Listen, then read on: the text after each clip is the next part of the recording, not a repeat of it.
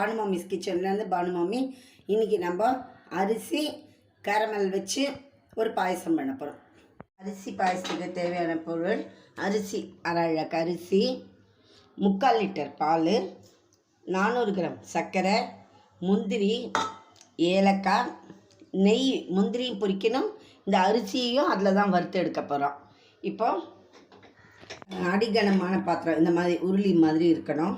அதில் வச்சுட்டு ஒரு 3லேருந்து 4 ஸ்பூன்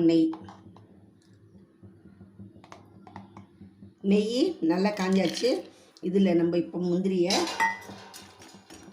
நல்லா ரோஸ்ட் பண்ணி எடுத்துக்கணும். முந்திரி இந்த மாதிரி நல்ல கலர் கோல்டன் கலர் வரணும். வந்த உடனே அதை எடுத்து ஒரு பாத்திரத்தில் மாற்றிட்டு, இப்போ இந்த பாஸ்மதி ரைஸ் எடுத்துட்டுருக்கேன்.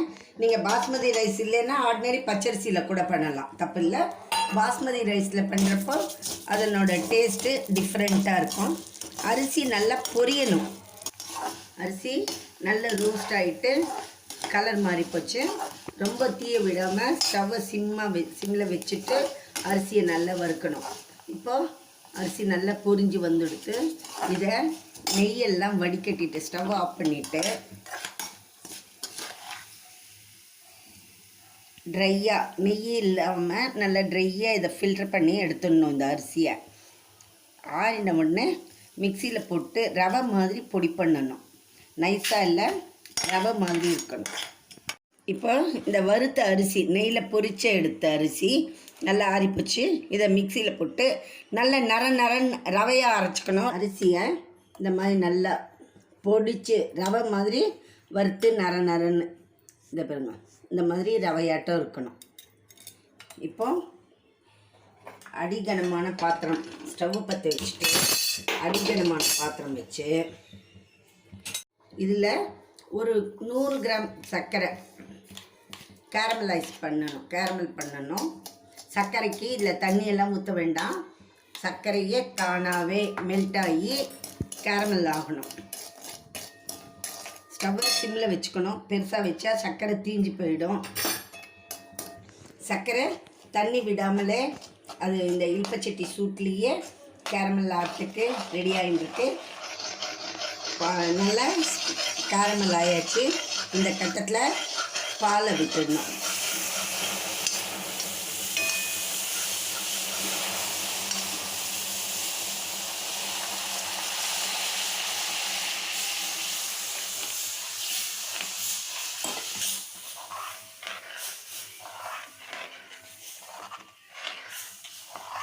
ஸ்டவ்வை சிம்மில் வச்சுட்டு அந்த பாலை விடணும். பால் நல்லா காஞ்சி வரும்.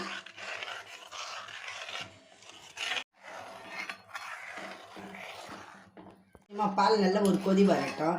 நல்லா கொதிக்க ஆரம்பிச்சாச்சு. இப்போ ஸ்டவ்வை சிம்மில் வச்சுட்டு, ஏன்னா கொதிக்கிறப்பவே போட்டால் அரிசி இதுவாகிடும், கட்டி தட்டிக்கும். அதில் கொஞ்சம் கொஞ்சமாக இந்த மாதிரி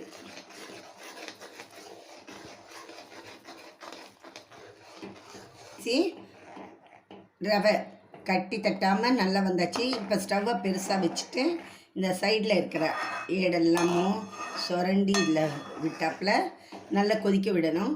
நல்லா ஒரு 5லேருந்து 10 நிமிஷம் கொதித்த உடனே இதில் இப்போ இந்த சர்க்கரையை சேர்க்குறோம். 400 கிராம் சர்க்கரையில் 100 கிராம் கேரமல் பண்ணணும். பாக்கி 300 கிராம் சர்க்கரை இதில் போட்டு நல்லா ஒரு 5 நிமிஷம் கரையை விட்டால் போதும்.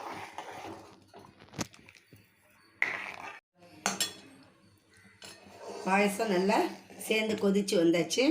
இப்போ இந்த கட்டத்தில் ஸ்டவ் ஆஃப் பண்ணிவிட்டு